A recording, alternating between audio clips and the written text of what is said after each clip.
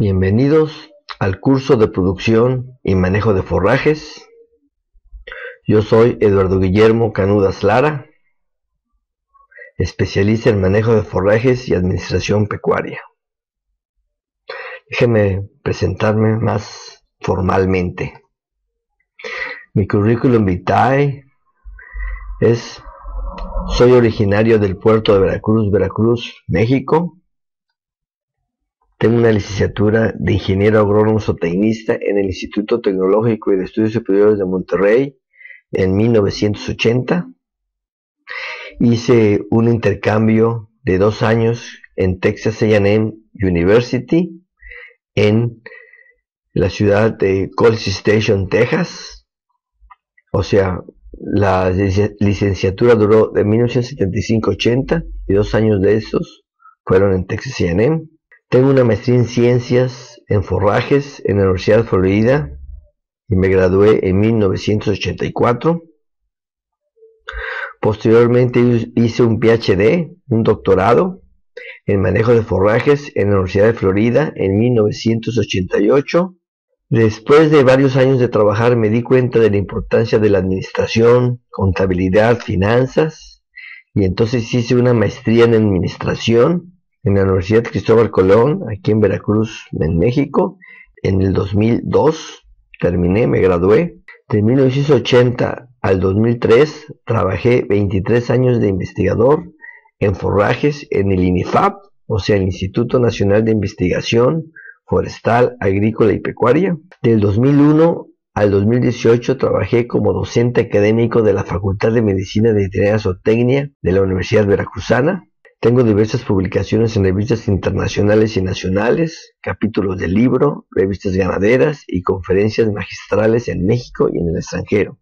En la actualidad estoy implementando en un rancho de 11 hectáreas un proyecto familiar de vida sostenible con producciones de madera, muebles, leche, queso, maíz, frijol, hortalizas, pollos y gallinas en pastoreo, huevo y más de 30 especies de árboles frutales, para vivir una vida sostenible en una cabaña de madera con hornos y estufa de leña y solares, calentador solar, fotoceldas, baños secos, etc. Aquí en la diapositiva, arriba a la izquierda está la cabaña, enfrente a un lago que se hizo, es artificial. Ahí hay patos, hay tortugas, hay muchos peces. A la derecha está pues una convivencia familiar en donde pues está mi madre en la primera persona que sale enfrente.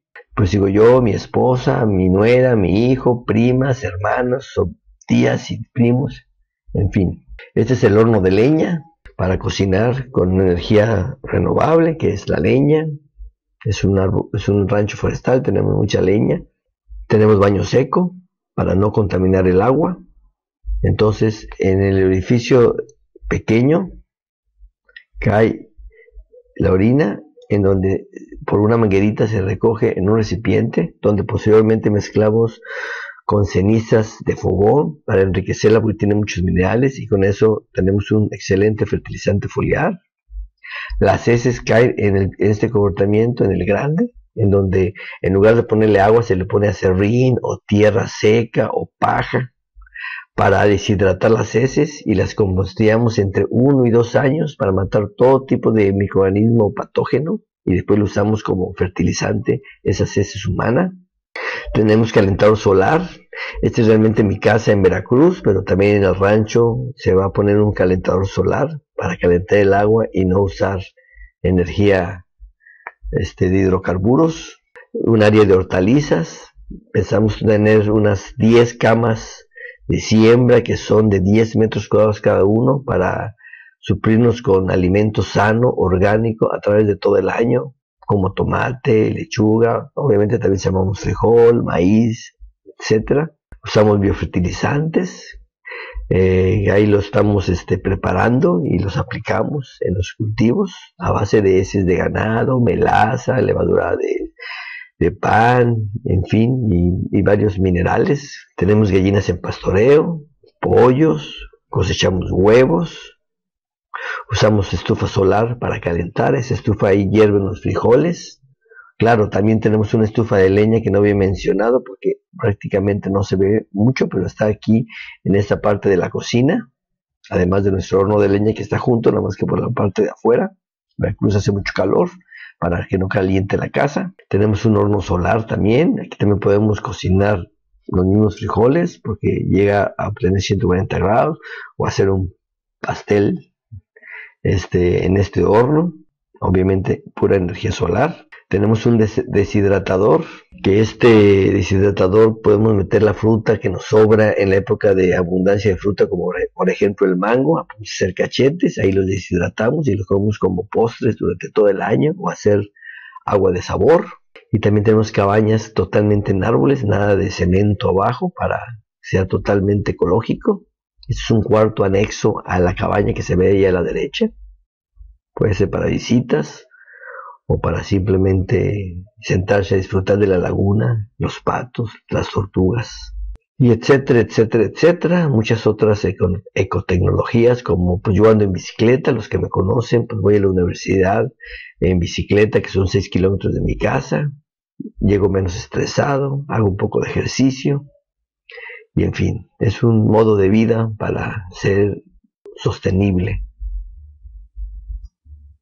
Bueno, vamos a entrar al curso en sí, al curso de producción y manejo de forrajes. Tenemos 6 unidades o 6 capítulos que vamos a ver a lo largo de todo el curso. El primero es el sistema de pastoreo, que está compuesto de suelo, planta animal y la parte administrativa o económica. El siguiente capítulo o unidad sería la planta forrajera. Posteriormente, suelos y su fertilidad, un aspecto muy importante. Vamos a hablar algo de fertilizantes orgánicos e inorgánicos. El animal, también una parte importante. Luego vamos a hablar de producción y utilización de la pradera, como es conservación de forraje, producción animal en pastoreo, carriles de manejo, una opción, y muchos temas más. Bueno, entrando en el capítulo 1 o unidad 1, tenemos el sistema de pastoreo, suelo, planta, animal y la parte administrativa. A manera de introducción, el pastoreo tiene una enorme importancia como un método de utilización de la tierra que de otra manera no se pudiera ni utilizar. Hay zonas en el mundo, y digamos aquí tenemos una cerca, la del Puente Nacional, en donde hay tanta piedra, y de hecho son rocas enormes, no se podría mecanizar, no se puede cosechar el forraje o los alimentos de otra manera que no fuera con los animales. Entonces son unos excelentes cosechadores. Una de las principales funciones de los animales es cosechar su propia comida. Desde los cazadores nómadas, el hombre usó a los animales como un medio o un equipo de cosecha de forraje o de nutrientes en los extensivos pastizales, que de otra manera no se hubieran podido cosechar. Esta es todavía una función muy importante de los animales rumiantes, como acabo de mencionar. Aproximadamente una cuarta parte, o sea el 25% de la tierra del mundo está clasificada como tierra de pastoreo, además de un extra 10 a 15% que se ocupa de la tierra clasificada para cultivo agrícola y se usa para pastoreo. Tenemos entre 35 y 40% de la tierra del mundo se usa bajo pastoreo, en pastizales. ¿Y México cuánto? O su país de ustedes, ¿cuánto cosechará? ¿Cuánto utilizará? La ganadería en México es una actividad que se lleva a cabo principalmente de manera extensiva, que la hace poco rentable, desafortunadamente. Sin embargo, tiene elevados costos para los ecosistemas. Más de 90 millones de hectáreas, aproximadamente el 45% del territorio nacional, se destina al pastoreo, para alimentar más o menos a 38 millones de cabezas de ganado bovino, 8 millones de ovejas y 10 millones de cabras. Entonces, fíjate, en el mundo está alrededor de 35-40%. Nosotros en este país, México, usamos aproximadamente el 45% del territorio nacional. En Nueva Zelanda, donde la mayoría de los animales se alimentan a base de pastoreo, aproximadamente los pastizales suplen el 90% de los requerimientos nutricionales de los animales bovinos o ovinos, de los rumiantes. Y la pregunta sería, ¿y México o Veracruz cuánto suplirá? Bueno, déjenme salirme de la presentación para hacer unos pequeños cálculos. Bueno, vamos a hacer unos cálculos para explicar y estimar qué porcentaje de lo que come el animal es forraje y qué porcentaje es concentrado. Lo primero que tenemos que saber es qué cantidad de forraje consume un animal. Y hay varios métodos. Tenemos métodos hasta donde son marcadores, que son métodos mucho más complejos, como sería poner un marcador en el alimento del animal y después medir qué porcentaje de ese marcador sale a través de las heces y así estimar lo que consumió de forraje ese animal. Podríamos usar peso metabólico, que sabemos que el animal consume. El peso metabólico viene siendo peso vivo del animal elevado a la 0.75 potencia. O podemos usar una regla también muy común, que el animal consume el 3% de su peso vivo. Esto es en kilos por animal por día. Pues hay varios métodos. Nosotros vamos a usar este por ser el más sencillo y da una buena estimación del consumo de forraje por el animal en pastoreo. Claro, esto es un promedio, el 3%, dependerá mucho de la cantidad de forraje, de la madurez, de digestibilidad de este forraje. Pero bueno, vamos a usar el 3% para explicar. Muy bien, entonces un animal de 400 kilos, ¿cuánto consume?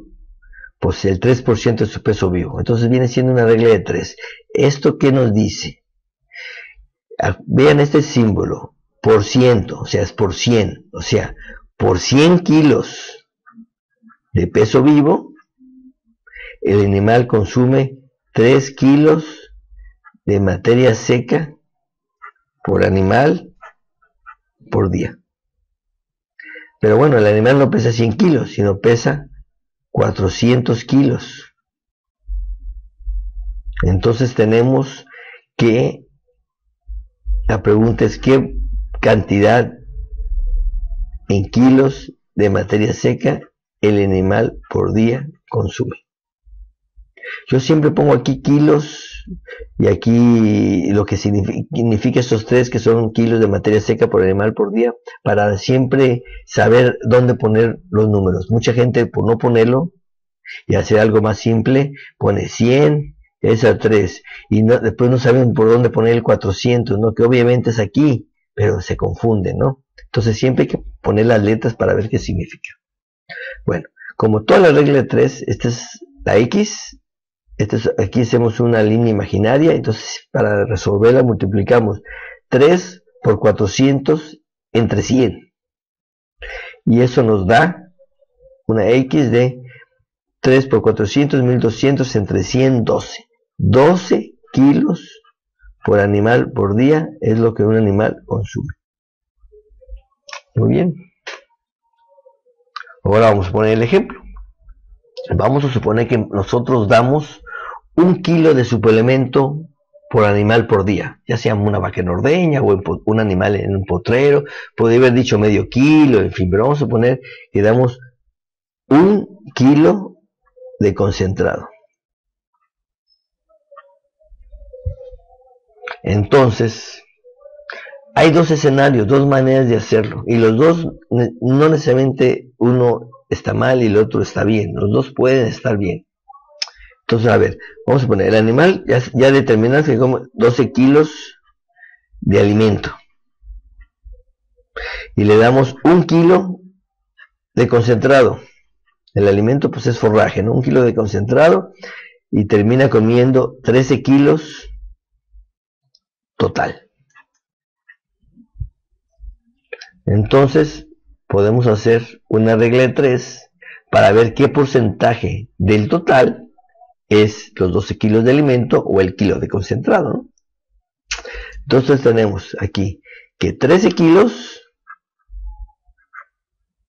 es el 100% de lo que come. Entonces, 12 kilos de forraje, ¿qué porcentaje será? Igual, de la misma manera, esta es nuestra serie imaginaria, entonces vamos a multiplicar 12 por 100 entre 13.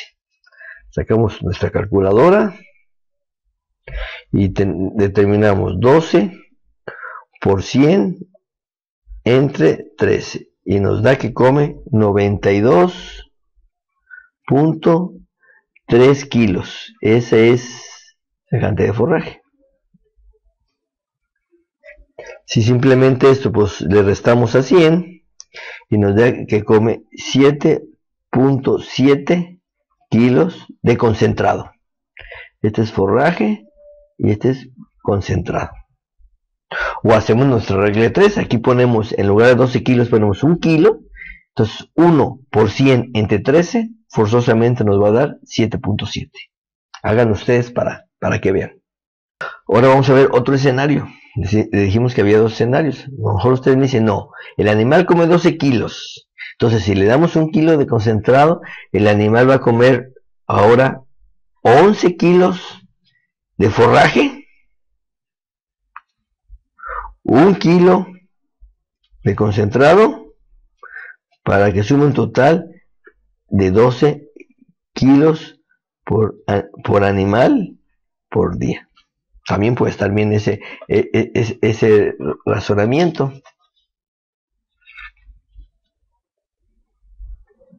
Ya hacemos una regla de 3 en donde tengamos que ahora 12 kilos es el 100% de lo que come. 11 kilos de forraje, ¿qué porcentaje es? Entonces tenemos que nuestra X es igual ahora de la misma manera 11 por 100 entre 12. Entonces multiplicamos 11 por 100 entre 12 y nos da ahora 91.7 kilos de forraje, y de concentrado viene siendo 8.3. ¿Ok? O ponemos aquí 1 kilo por 100 entre 12 da 8.3. Esos son los dos escenarios. Son datos diferentes, son parecidos, pero son diferentes. Esto dependerá del manejo, de cómo se dio el concentrado. Eso es muy importante. Nosotros lo que quisiéramos es que el animal coma más, 13 kilos. Pero podría comer 12.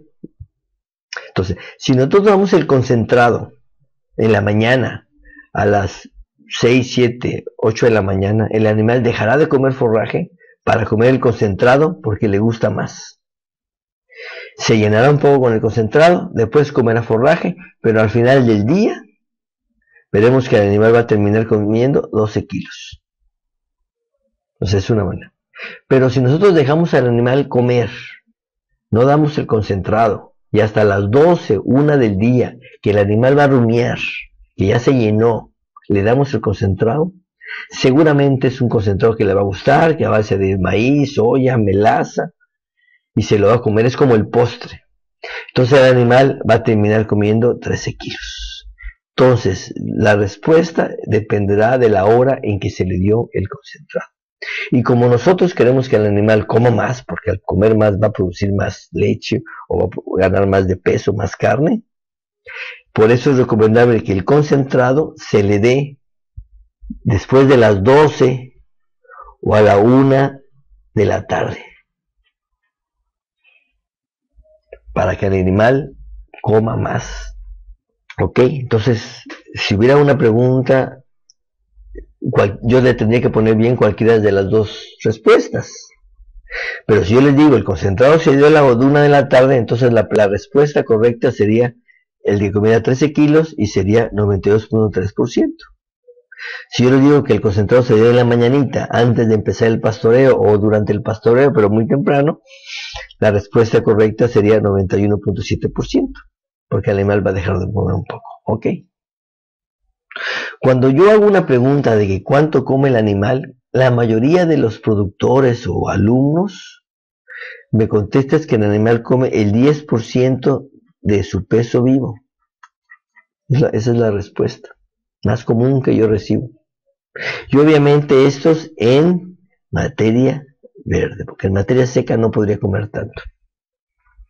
Pero esta respuesta podría estar bien, pero podría estar mal. Depende de muchos factores. Y de lo que más depende es del porcentaje de humedad o de agua que tiene el pasto. Humedad de agua del pasto. Y este va a depender de la madurez del pasto. Vamos a dibujar la curva de crecimiento de los pastos. Es una sigmoide, es una S. Aquí tenemos 3 etapas bien definidas. La etapa que le llamamos 1, 2 y 3. Por este lado tenemos kilos por hectárea, es la biomasa. Por eso tenemos tiempo, pongamos días, que podría ser 0, 10, 20, 30, 40 días, dependiendo también de la época del año. En esta etapa aquí, el pasto tiene mucha humedad, a lo mejor 80% de humedad, o sea, 20% de materia seca. En esta etapa, el pasto tiene menos humedad, a lo mejor 70% de humedad, 30% de materia seca. Y en esta etapa a lo mejor el pasto tiene todavía menos humedad y podría tener hasta el 50% de humedad, de agua, y obviamente 50% de materia seca. Con esta información vamos a hacer unos cálculos. A ver, vamos a agarrar otra hoja. Si el pasto tuviera 80% de humedad, o sea, 20% de materia seca, ¿cuánto comería el animal de forraje verde? Esa es la pregunta. Bueno, ¿esto qué nos dice? Esto nos está diciendo que 100 kilos de materia verde, o sea, forraje verde, tiene 20 kilos de materia seca. Ahí está el porcentaje, por eso siempre es 100 kilos de materia verde, 20 kilos. El animal no come 20 kilos, ya determinado se comía 12 kilos de materia seca. Entonces, ¿cuánto come de materia verde el animal? Fíjense cómo ahora quedó la regla de 3 diferente que la anterior. Aquí está la X, entonces hacemos una línea imaginaria de este lado. Multiplicamos 100 por 12 entre 20. Vamos a hacerlo. A ver cuánto sale la X.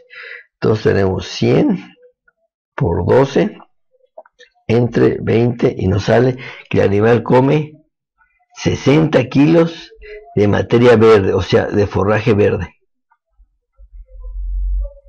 Si usamos que tenía el 30%, bueno, vamos a usar 40, un poquito más maduro. Si tenía el 40% de materia seca, entonces hacemos una regla de 3 muy similar, en donde son 100 kilos. Fíjense que yo siempre escribo lo que significa los 100 kilos, que es 100 kilos de materia verde, y aquí 40 kilos de materia seca para no confundirme. Y aquí voy a poner la materia seca pues abajo de aquí, porque pues materia seca abajo de materia seca, y aquí viene siendo la X, igual la línea imaginaria es así, y tenemos que X es igual a 100 por 12 entre 40. Hacemos el cálculo, 100 por 12 entre 40, y nos da que el animal come ahora 30 kilos de materia verde, de forraje verde. Y si el pasto estuviera muy viejo, muy seco, ya de 60, 70, 80 días de maduración, y tuviera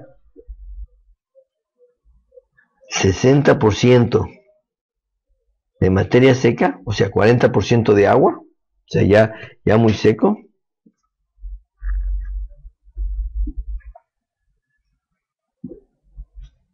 hacemos nuestra regla de 3, 100 kilos de materia verde va a tener ahora 60 kilos de materia seca, 12 kilos que el animal va a comer de materia seca, ¿cuánto es de materia verde?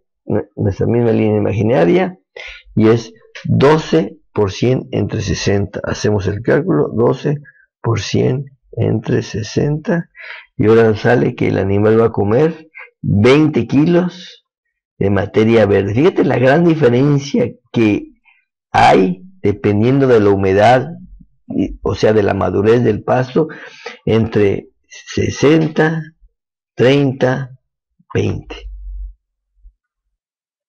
¿Y cuánto sabíamos muchachos que el animal comía? Un alumno o la mayoría de los productores dicen el 10% de su peso vivo. Y el 10% es igual a 40 kilos. Porque el animal pesa 400 kilos. Eso ya lo habíamos hecho de materia verde. Ninguno de los datos está aquí. Entonces, ¿cuál es el correcto? Pues está entre 30 y 60. No, más cerca de 30 que de 60. Entonces, por eso yo no uso el dato del 10% de su peso vivo, porque varía mucho de la humedad del pasto, de la madurez del pasto.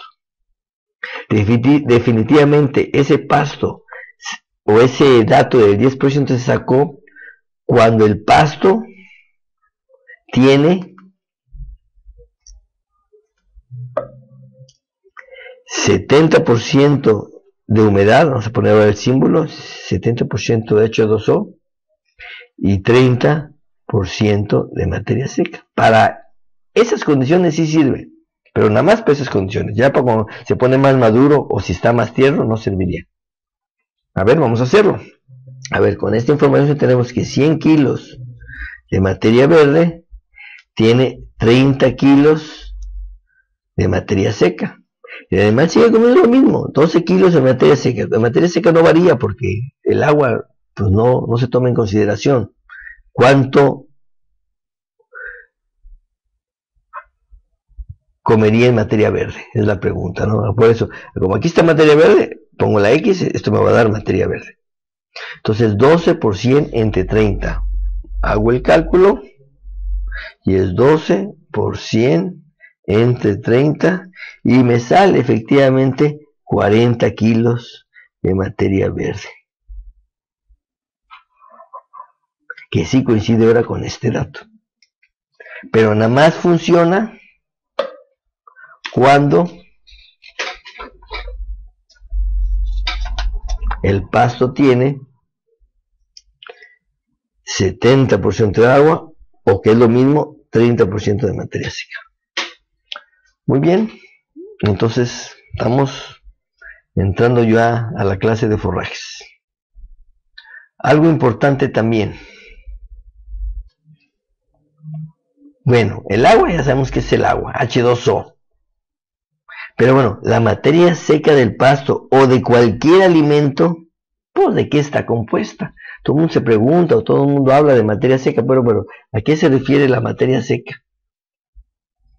Pues todos los alimentos. A ver, díganme, ¿qué comieron en la mañana? Cereales o una fruta o unos huevos o con un pan, en fin, lo que hayan comido. Todos los alimentos tienen 6 nutrientes. Uno es el agua, que lo voy a poner aquí arriba,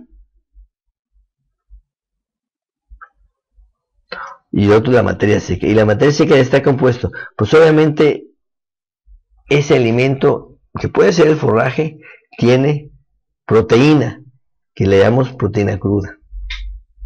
Tiene carbohidratos, vamos a poner la abreviación CH2O, carbohidratos, que es la fibra, puede ser la fibra estructural o puede ser almidón, ese es carbohidratos, es energía. Pues tiene vitaminas, todos los alimentos, más o menos, pero tiene vitaminas. Llevamos 3, ¿cuál más?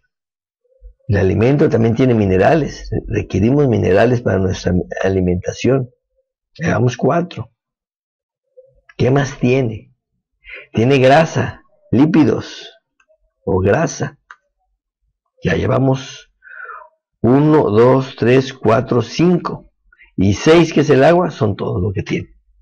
Entonces, cuando hablamos de materia seca, ustedes empiezan a pensar en que es la proteína, fuente de proteína, carbohidratos, que es la energía, vitaminas, minerales, lípidos o grasas. Ok.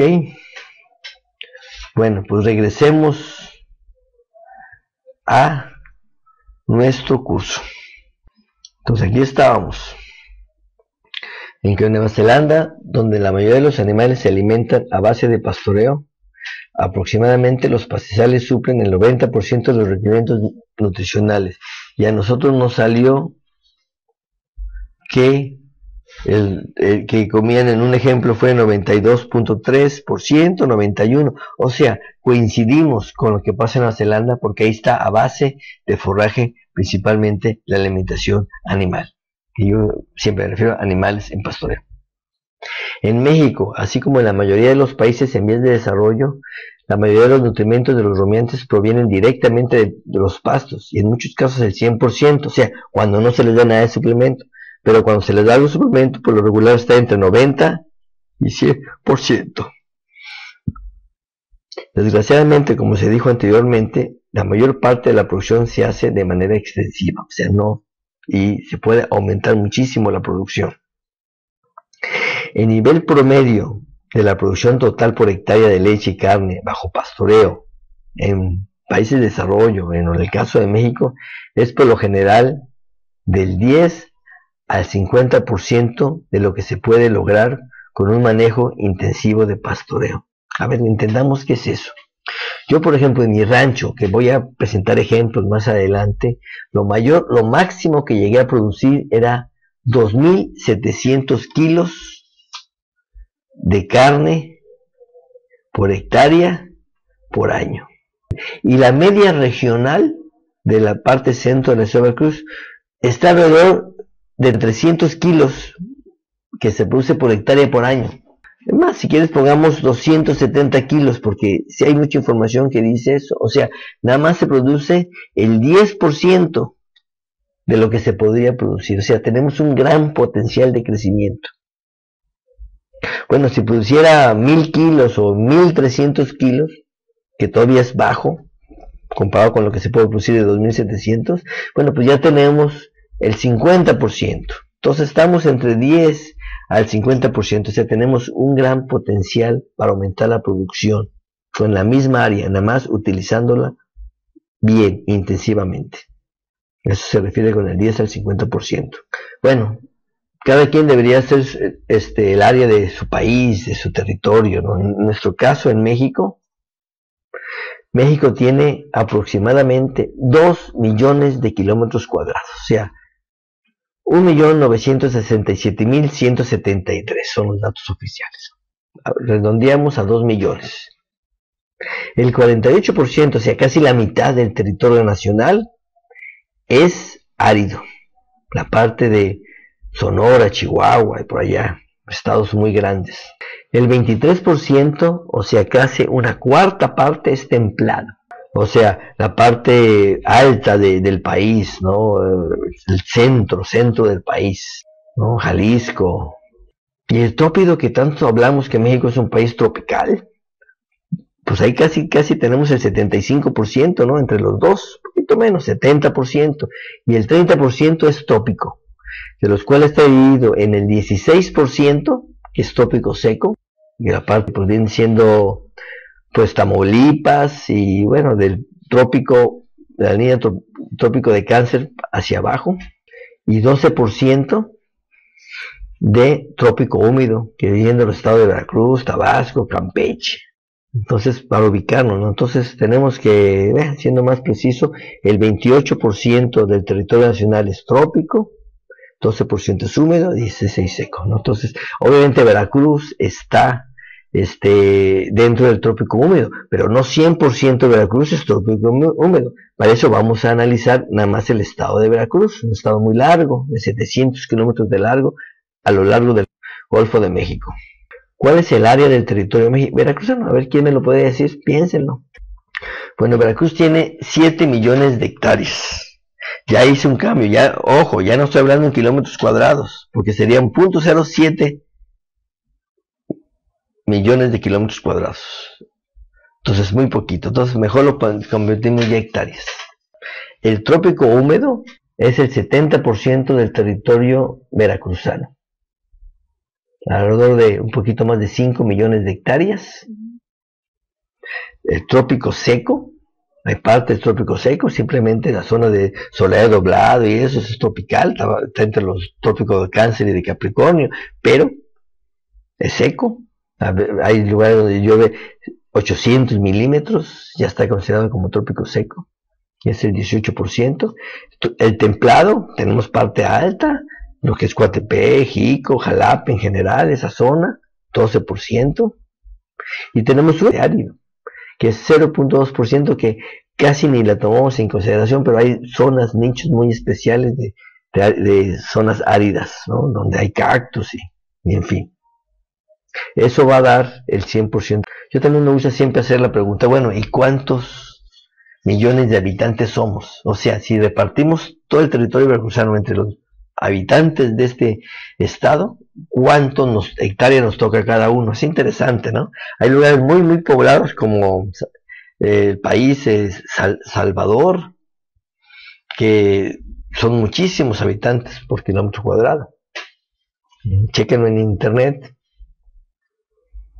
Entonces, nosotros somos alrededor de 7 millones de habitantes, entonces realmente nos toca, si fuéramos 100% equitativos, 1 hectárea por habitante es lo que nos toca.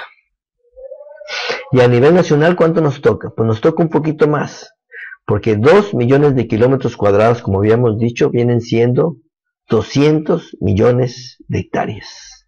Acuérdense, un kilómetro cuadrado son 100 hectáreas. 1000 por 1000 da 1 millón. Vamos a hacer el cálculo para que vean que estamos bien.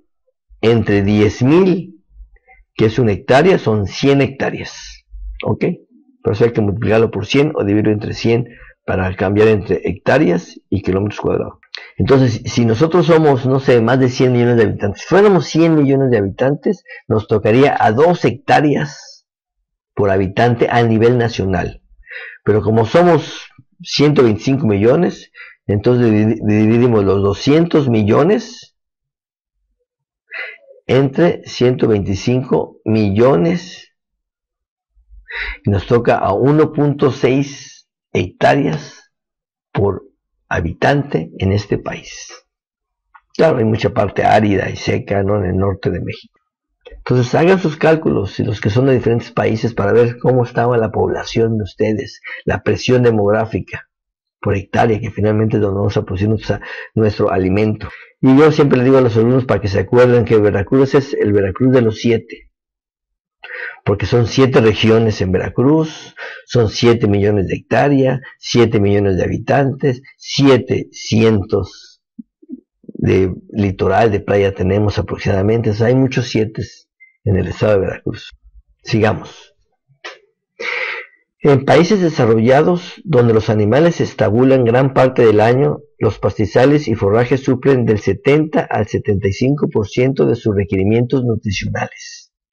Fíjense, aún en países desarrollados donde los estabulan, claro, ahí les cortan el forraje y se lo llevan al establo, pero gran parte, la mayor parte, las 3/4 partes de su alimentación es forraje, porque son rumiantes, necesitan mover el rumen, necesitan moverse. Entonces es un dato muy importante. Claro, lo mejor es que lo cosechen ellos, se ahorra uno toda la energía fósil del petróleo y maquinaria para cosecharlo, y que ellos sean sus propios cosechadores, ¿no? La producción animal a base de pastizales depende de los recursos básicos del rancho, que son el suelo, los pastos y los animales, el sistema de pastoreo, así como el clima, además de recursos como fertilizantes, que esperemos que sean fertilizantes orgánicos, no necesariamente inorgánicos, suplementos, maquinaria y equipo, etcétera, ¿no? Esta materia o este curso de manejo y producción de forrajes no se debe basar en el estudio de los recursos básicos en sí, o sea, nada más el suelo, nada más los pastos, nada más los animales, sino más bien en el cómo, el manejo de los animales y pastizales. O sea, hay que basarlo en el manejo de los animales y los pastizales. Cómo influencia la producción y la eficiencia de utilización de estos recursos. Entonces ustedes me preguntan a mí, oye, ¿cuál es el mejor suelo, el mejor pasto, el mejor animal? Yo les digo, pues el que tengas, nada más hay que manejarlo bien. Si tú tienes un pasto, el que tengas, nada más manéjalo bien y vas a tener éxito. Un suelo, pues puede ser arenoso, arcilloso, pero manéjalo bien, ponle materia orgánica, un buen sistema de pastoreo que le caigan muchas heces para que se vaya enriqueciendo a través del tiempo. Tienes un buen animal, pues dale de comer bien. Yo no digo de ninguna manera que no quiero decir que esos recursos básicos no son importantes, no. O sea, hay que tener buena genética, hay que tener un buen pasto, pero el que ya tienes, trabaja con ese. Desgraciadamente, la producción promedio de los pastizales mejores manejados es normalmente el 50% menos del potencial que sí tiene. Ya lo dije. Entonces tenemos un gran potencial para crecer. Y pongo mejores manejados entre comillas porque a veces no son ni manejados. A los animales andan donde quieren, hacen lo que quieren y yo no podría llamarle su manejo, ¿no? Pero tenemos un gran potencial para crecer. ¿Qué es lo que dice aquí? Lo anterior indica el alcance o potencial tan grande que se tiene de mejorar la producción de carne y leche en el mundo y principalmente en México. Los objetivos de aprender producción y manejo de forraje no nada más es aumentar la producción de carne o leche, sino producirla más uniformemente durante todos los meses del año y aumentar la rentabilidad del rancho. O sea, también tenemos que fijarnos en eso, ¿no?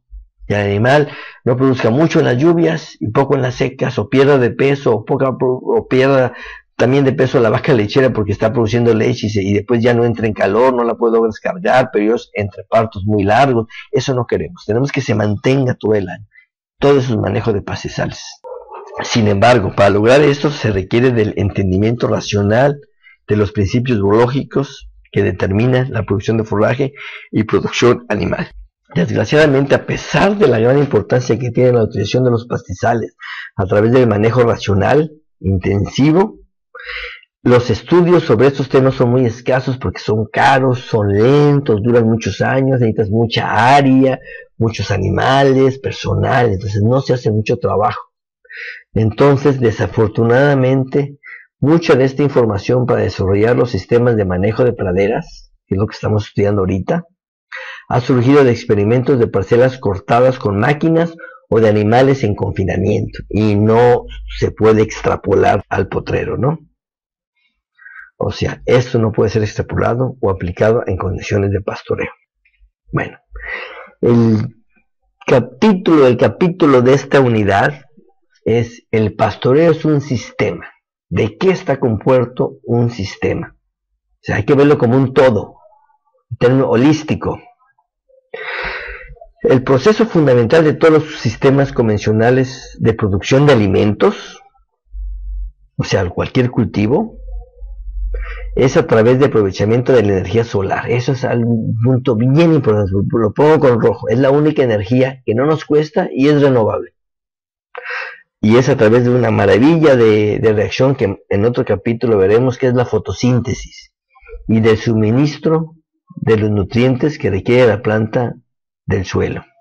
El sistema de producción animal hay dos etapas más cuando entran los animales. La anterior es cuando entran cultivos, maíz, frijol, pero ya cuando entra el animal hay dos etapas más.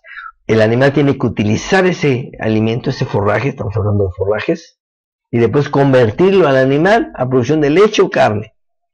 Entonces, las plantas sirven inicialmente de alimento a los animales para luego convertirse en carne o leche. Y cada fase tiene su eficiencia. Entonces nosotros tenemos que utilizar bien el potrero para tener mucha eficiencia en la conversión de un cultivo, en este caso es pasto, a leche o carne. Y aquí obviamente la conversión alimenticia entra con la genética del animal. También tenemos que tener animales de buena genética, no digo que no. Cada etapa tiene su propia eficiencia. O sea, la eficiencia viene siendo la producción total expresada como proporción de la energía solar absorbida. Cada etapa tiene la etapa de producción del pasto, de utilización y de la conversión. Y entonces esa eficiencia se va multiplicando y al final queda una eficiencia muy baja si no se hace bien. Por eso hay que manejar bien los potreros. Bueno, ¿qué es un sistema? Pues el sistema viene siendo un conjunto de elementos relacionados entre sí, de tal forma que un cambio en un elemento afecte el conjunto de todos ellos. directa o indirectamente. Eso es lo que es un sistema. Para estudiar un sistema hemos de conocer los elementos que lo forman y las relaciones que existen entre ellos. Hay que ver todos los elementos que forman el sistema. Vamos a poner un ejemplo que no sea agropecuario.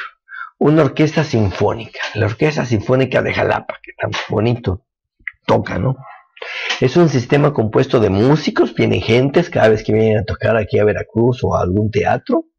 Tienen instrumentos, hay sillas y muchas otras cosas más. A su vez, los instrumentos están compuestos de cuerdas, de tornillos, de teclas.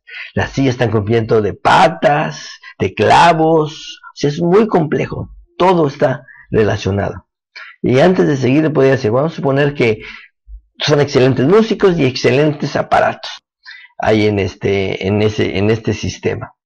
Pero sillas están cojas, les falta una pata, está más corta que la otra. Los músicos no van a estar a gustos, van a estar sin confianza y no van a tocar bien. Entonces, como una cosa tan simple como ¿qué tiene que ver la silla con la hermosa música que pueden tocar? Ya afecta el sistema. O sea, todo tiene que estar bien, todo tenemos que ver para que funcione bien el sistema. Si prestamos atención únicamente a los músicos o a los instrumentos, no se producirá la hermosa música. Hay que verlo todo en conjunto como un sistema. Podemos tener el mejor piano que exista, pero si una tecla está descompuesta, nada más una de todas las que tiene, ya no va a tocar bien. O un excelente violín, por ejemplo, y si una cuerda le falta, ya no va a tocar bien la música, o simplemente, aunque no le falta, no está afinada, está floja. Entonces todo tenemos que verlo en conjunto, igual que el sistema agropecuario. Entonces yo les preguntaría, ¿a dónde empieza o acaba el sistema? ¿Dónde empieza un sistema? La respuesta correcta sería, todos los sistemas están relacionados y no hay un principio y un fin. Todo está relacionado.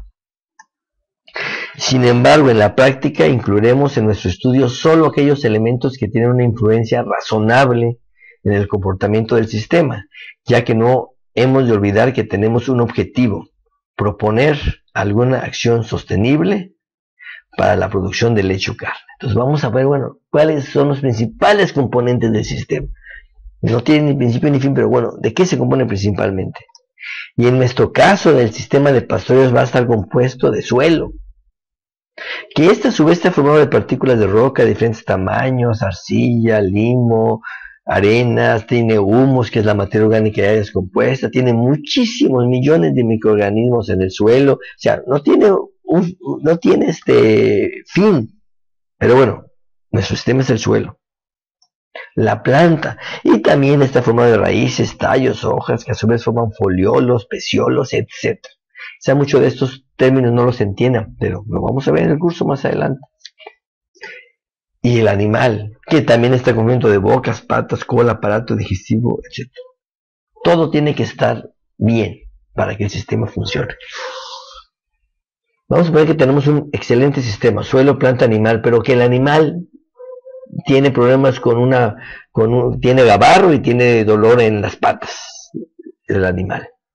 Ya nada más con eso se echa a perder todo el sistema, porque no va a poder comer bien, no va a tener buena producción de carne o de leche, y en fin, que no tiene cola porque se la cortaron, pues ya no se va a espantar las moscas y va a andar incómodo durante el día, y también no va a producir lo que debería producirse. Todo está relacionado entre sí. Bueno, vamos a verlo en este diagrama. El sistema suelo, planta, animal. Como ven, aquí tenemos el sistema suelo. La planta la dividí en tres, pero es la misma planta, pero la dividí en producción, biomasa y consumo. Y el animal. Son los tres elementos principales del sistema. Y esto es como una ecuación matemática, tiene signos de más y menos. O sea, de hecho, del suelo nada más puse la fertilidad, porque hay muchos otros subsistemas en el sistema suelo. Pero a mayor fertilidad, por ser una de las principales, va a haber mayor producción de planta, va a haber mayor biomasa. Al haber más biomasa, el bocado del animal, que todo eso vamos a ver cuántos bocados da un animal por día, de qué tamaño es el bocado, pero bueno, al haber más biomasa, el bocado va a ser más grande y va a comer más, y como consiguiente va a haber mayor producción animal. O lo podemos ver en cualquier sentido, vamos a verlo al revés. Aquí cambian algunos signos, fíjense. A mayor producción por animal, va a haber más consumo de planta, pero al haber más consumo de planta, va a haber menos biomasa. Al haber menos biomasa, acuérdense las reglas de matemáticas, menos por menos da más. Este es otro menos, entonces menos por menos da más. Va a haber mayor producción de planta, y al haber mayor producción de planta va a haber menos fertilidad del suelo. Aquí le ponemos un tache. Eso rompe todo el sistema, porque ya va a haber menos fertilidad del suelo, y al haber menos fertilidad del suelo, aquí hay un signo de más, va a haber menos producción de planta, y menos biomasa, y menos consumo, y menos producción por animal. Entonces, la clave de nuestro sistema planta está en el suelo, en la importancia del suelo. Entonces tenemos que a ver cómo le hacemos para, sin usar químicos, mantengamos el suelo de buena fertilidad. Esa es la clave. En eso nos vamos a enfocar. ¿Ok? Mucha gente también le cuesta trabajo entender eso. Vamos a regresar a eso, pero mucha gente le cuesta trabajo entender. A menor biomasa, menos problema más, da mayor producción. A menor biomasa. No, si yo quiero que haya mucho forraje. Sí, pero entendamos que cuando hay mucho forraje, el forraje ya no crece. Y esto lo explico con esta diapositiva. Aquí hay tres escenarios, tres relaciones entre pastoreo y crecimiento. Si nosotros pastoreamos a ras, digamos aquí que dejamos muy poquito forraje, ¿qué va a pasar? Hay muy poco forraje. El pasto crece lentamente al principio, que ni se nota. Puede pasar 2, 3 semanas y no se nota el crecimiento. Después crece rápidamente, donde vemos mucha producción, y después lentamente donde ya no crece. Si eso es cuando lo pastoreamos demasiado. Que ahí yo difiero muchas veces con el PRB, el pastoreo racional Guayzán. Ellos recomiendan a fondo, que no dejen nada. Yo he visto en sistemas de pastoreo racional Guayzán que dejan hasta el lodo, y obviamente se tarda mucho en recuperarse, 60 o más días para recuperarse. Bueno, vamos a ver otro escenario, lo opuesto, que haya mucho forraje. O sea, digamos que el animal está pastoreado, pero casi no lo comió, y hay una gran cantidad de forraje. Aquí vemos esta vaca, entre mucho forraje. El pasto tampoco crece, ya creció, ya no puede crecer más. No es un buen método. O sea, a mayor biomasa, menos crecimiento. A poca biomasa, que es este caso, pues también menos crecimiento. ¿Cuál es lo ideal? Pastorear a que dejen un 10-20% de biomasa para que el pasto, sin ser maltratado, crezca rápidamente, y después va a llegar a la etapa donde va a dejar de crecer. Y vendría siendo este trato. Una buena utilización. Que utilicen el 80-90% del forraje, pero dejen algo para que el pasto crezca. Les digo, me contradigo y más adelante lo volveré a mencionar con el PRB. Yo no le llamo PRB porque cuando yo hice estos estudios, mi primer sistema de pastoreo fue ahí cuando yo me recibí del doctorado por el 88, antes, porque mi tesis de doctorado fue sobre pastoreo racional intensivo, lo que yo llamo PARE. Eso es lo que yo determiné con diferentes presiones de pastoreo en la tesis de doctorado. Ok, entonces sigamos. Entonces ya dijimos, ya explicamos esto, ¿no? Vamos a seguirlo poniendo más complejo. Bueno, ¿de qué depende la fertilidad del suelo, la producción de planta, la biomasa de la planta? Bueno, hay muchos factores. Es un sistema muy complejo, ¿no? Pues obviamente depende de la fertilización, que no necesariamente hablo de fertilizante químico, puede ser orgánico, ¿no? Depende de la especie. Sí, sí hay especies que producen más, pero como yo les dije anteriormente, todas las especies son buenas. Nada más hay que utilizarlas bien. Y de factores exógenos fuera de nuestro sistema, como climáticos, inundaciones, nortes, ¿no? Pero bueno, lo que depende del manejo del pastoreo es los principales, que son la compactación. Mucha gente tampoco tiene claro este tema. Yo en mis sistemas de producciones intensivas meto 500 animales por hectárea, cuando menos arriba de 200, 300 animales, todo dependiendo de la intensidad que le demos al sistema. Eso es que eso compacta mucho. Pues no, compacta menos. ¿Por qué? Porque es mucha compactación, pero un solo día, digamos al mes. O sea, nada más 12 días al año está bajo pastoreo y 354, lo que sea, días de descanso. Fíjate, el pastoreo siempre, el pastoreo siempre está descansando. Además que con cargas tan altas queda todo lleno de excrementos y de orina. Y como no uso insecticidas y herbicidas, hay una gran microorganismos en el suelo, entre ellos los escarabajos. Ellos agarran el excremento, lo meten a 20, 30 centímetros de profundidad con sus dardos para que se desarrollen. Y aerean el suelo, descompactan el suelo. La raíz también, al crecer de 10, 20 centímetros a 50, 60 centímetros, esa misma raíz descompacta el suelo. Es el mejor descompactante de los escarabajos y las raíces. Y no hay compactación. Compacta más una vaca que camine todos los días por un camino, que va a ser una vereda, a 500 vacas que caminen cada 30 días por un camino. No va a haber vereda. Eso es manejo del pastoreo. El crecimiento obviamente depende, entre más crecimiento va a haber más producción, y el crecimiento ya lo expliqué. Hay que pastorear bien el forraje, 80-90%, para que vuelva a crecer.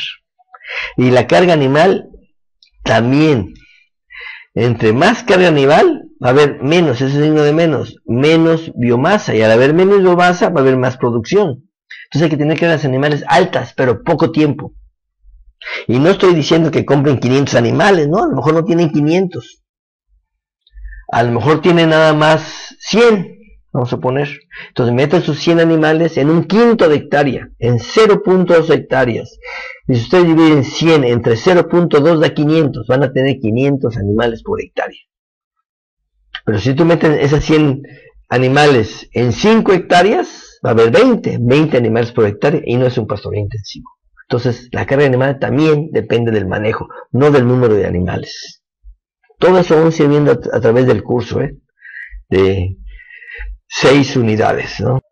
¿Y de qué depende del consumo de la planta? Nosotros queremos que el animal consuma más, pues para que entre más consuma, más va a producir. Pues depende de la fibra, porque tenemos que entre más fibra, menos digestibilidad, menos consumo voluntario y menos consumo de planta. Entonces, ¿qué queremos? Que esta fibra haya menos, o sea, que sea baja la fibra, que haya poca fibra, o sea, poco material fibroso. Y para eso el pasto tiene que estar joven. Con poco material fibroso hay más digestibilidad, más consumo voluntario y más consumo de planta. Depende del manejo, la fibra. Cada cuánto voy a meter los animales antes de que se ponga viejo el pasto. Depende de los complementos. Obviamente, entre más complementos va a haber más producción por animal. Pero si yo doy el complemento en la mañana muy temprano, el animal deja de comer pasto, va a haber un efecto negativo, va a haber menos consumo. Pero si yo doy el complemento al mediodía, cuando el animal ya comió, el animal va a comer más, y ese complemento, ese suplemento que estoy dando, va a ayudar a los microorganismos de rumen a digerir el forraje tosco, y entonces el animal va a comer más. Todo es manejo. Vamos a seguir poniendo más elementos en el sistema. ¿Y qué pasa si el animal consume más? Pues digo, para hablar claro, va a cagar más. No tanto la orina depende del agua, ¿no? Pero va a cagar más. Y si el animal caga más, pues van a salir más minerales. Y aquí hay dos caminos. Si hay una mala distribución, porque tenemos los animales estabulados, va a ser una peste, y va a haber una una contaminación total, y lo vemos cuando pasamos por las engordas tabuladas. Apestan kilómetros y kilómetros. O si el animal está en pastoreo pero mal manejado, las heces van a quedar en las lagunas, junto a los bebederos, junto a los árboles, no bien distribuidas, y no nos sirve de nada, y nada más contaminamos un área e empobrecemos otra, porque estamos jalando nutrientes de otra área al área de comederos. Entonces, aquí una tacha. Si hay mala distribución, hay una contaminación. Pero si hay una buena distribución porque tenemos un buen manejo de pastoreo intensivo, entonces aquí tenemos un signo de más muy grande, y de manera natural y gratis, prácticamente, aumenta la fertilidad del suelo, y eso es lo que necesitamos.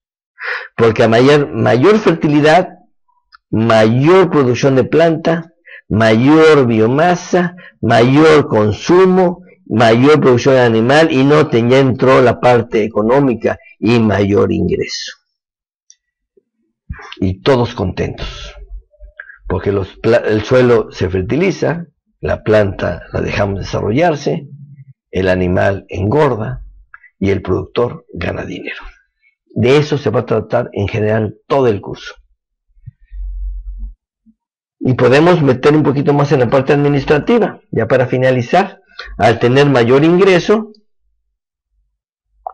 tenemos más costos variables, como son más alimento, más vacunas, más medicinas si llegan a enfermar, y al haber más costos, aquí está el signo de menos, hay menos utilidad neta, y eso no nos gusta, ¿no?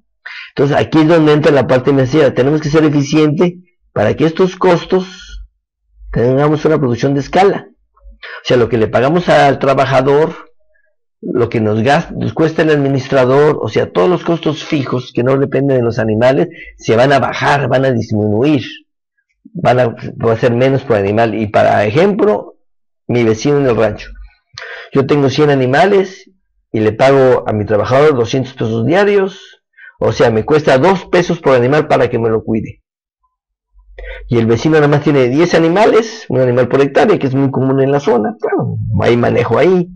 Le paga a su trabajador igual 200 pesos, pues se los tiene que cuidar. Entonces, tenemos que cada animal le cuesta a él 200 entre 10, 20 pesos para que cuide cada animal. No es rentable, lo que produce no va a ganar. Aunque tuviera 20, entonces ya le costaría 10 pesos por animal, pero no va a ser rentable el rancho. Entonces, con este buen manejo vamos a tener menos costos por animal, y al tener menos costos, menos por mes nada más, y tenemos mayor utilidad. Y de eso se va a tratar el curso, de que todos los elementos del sistema ganen, ganar y ganar. Todo eso lo vamos a viendo durante el curso poco a poco, no se asusten si es mucha información. Nada más quiero que vean el panorama general holísticamente. Sigamos adelante. Bueno, vamos a hacer un receso acá para continuar con el capítulo 1 en otra sección. Entonces me despido de ustedes y esperándolo ver en la continuación del capítulo 1. Muchas gracias.